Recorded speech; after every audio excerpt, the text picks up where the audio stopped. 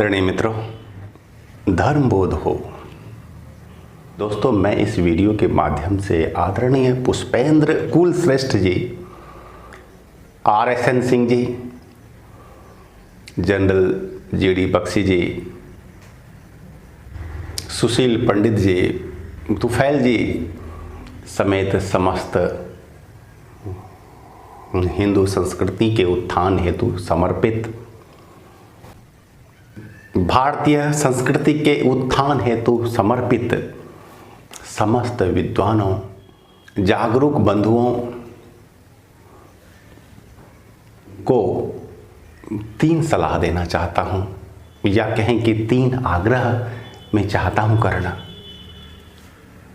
हे विद्वतजन, आपके और अधिक पुरुषार्थ की आवश्यकता राष्ट्र को है, संस्कृति को है, धर्म को है, भारत माता को है। आप सभी इस्लाम के अच्छे जानकार हैं और इस्लाम पर आपका ज्ञान अस्तुत्य है।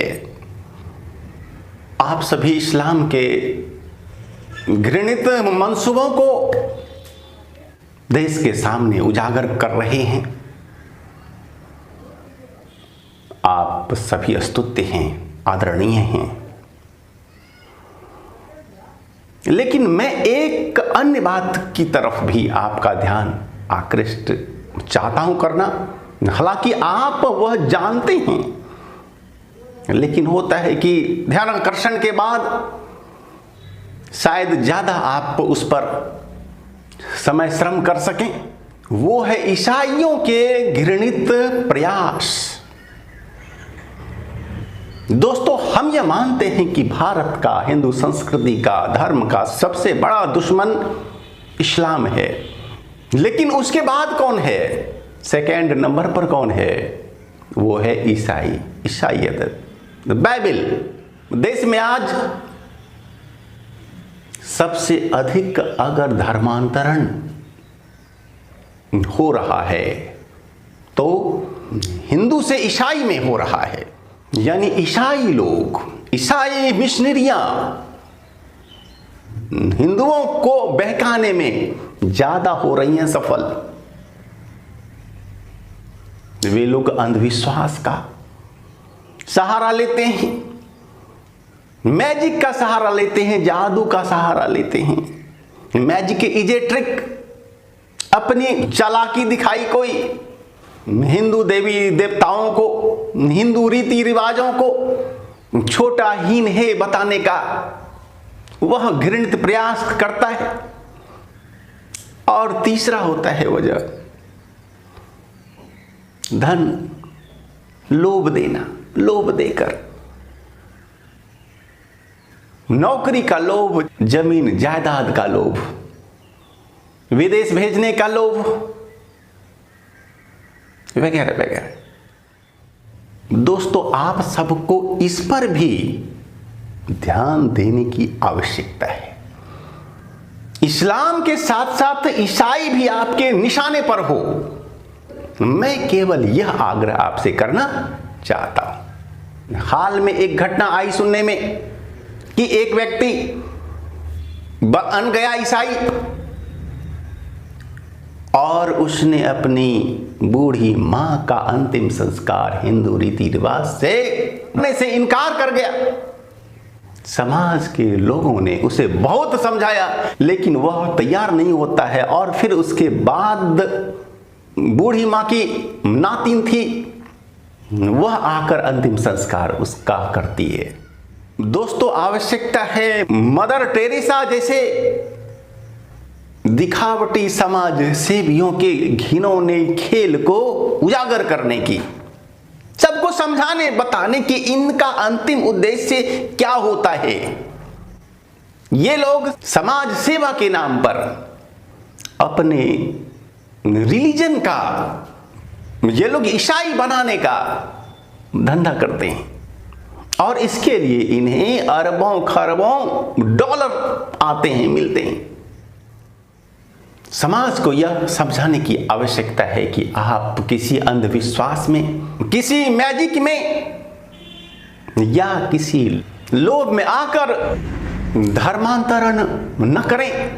दोस्तों, सनातन से अन्य मजहब को, रिलीजन को स्वीकार करना वैसा ही होगा जैसे नदी में स्नान करने के बजाय हम नाले में स्नान का संकल्प ले लें, फैसला कर लें। जो फर्क नदी और घाट में है वही फर्क धर्म और मजहब, रिलीजन में है। धर्म है बहती धारा, धर्म है अनंत असीम धारा। मजहब, रिलीजन एक घाट, छोटा सा का घाट है। दोस्तों, आप धर्म को समझें, आप धार्मिकता को समझें। वास्तव में धर्म का कोई नाम नहीं होता, धर्म तो केवल धर्म है। ये जितने नाम हैं ये सब घाटों के नाम हैं। ये बात समझाने की आज आवश्यकता है अपने हिंदू समाज को, अपने देश को, अपनी संस्कृति से प्रेम रखने वालों से। दोस्तों, आप सबसे मेरा दूसरा आग्रह है कि अंग्रेजी स्कूलों के जाल, जंजाल, भ्रमजाल, भवजाल से समाज को, देश को आगाह करें, सावधान करें, जागरूक करें। आज हमारे बच्चे अपने संस्कृति, धर्म से दूर हो रहे हैं। इसका बहुत बड़ा है कारण है अंग्रेजी विद्यालय, अंग्रेजी स्कूल। वहां के सिलेबस जो होते हैं वैसा सूक्ष्म उसमें हेरफेर किया जाता है, वैसे सूक्ष्म ज्ञान भरे जाते हैं उसमें। ज्ञान ना कहें, वैसे दुर्ज्ञान भरे जाते हैं उसमें, जिससे हमारे बच्चे अपनी ही संस्कृति, अपने देश, अपने धर्म से दूर होने लगे। धर्म और संस्कृति हेतु उसके अंदर में गर्व की भावना हो ही नहीं, वह अपनी ही संस्कृति, धर्म को ही नहीं समझने लगे। दोस्तों, वे अपने प्रयास में हो रहे सफल। इसलिए आवश्यकता है समाज और सरकार दोनों के ध्यान इस ओर आकृष्ट हो। वैसे बंधुओं, आप सभी विद्वान हैं, जानते हैं, शायद हमसे बेहतर जानते हो आप, लेकिन मैं तो केवल यहां पर आपका ध्यान आकर्षित चाहता हूं करना, बस। जो तीसरी सलाह, तीसरा आग्रह है आपसे वो ये कि मुझे धमकी मिली है, या कहें मुझे कहा बताया गया है कि 2029 ईस्वी में गजवाई हिंद होगा।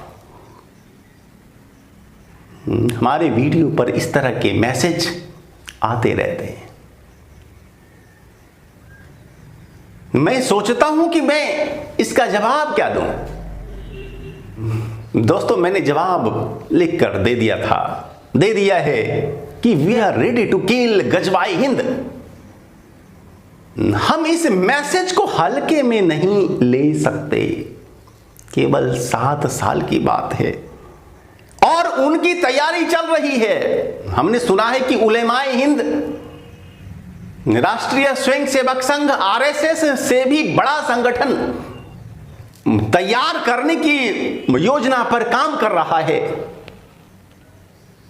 और उसका लक्ष्य है न्यूनतम 1 करोड़ वैसे लोगों को संगठित करना कि जो आक्रामक हो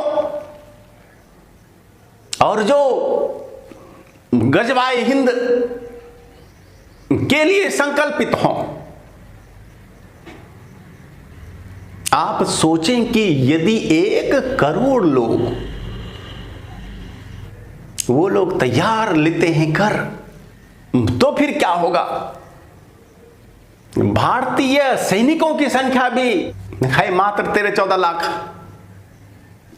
सारे सैनिकों को भी, हर तरह के सैनिकों को भी मिला देते हैं तो 25 से 30 लाख ही होते हैं।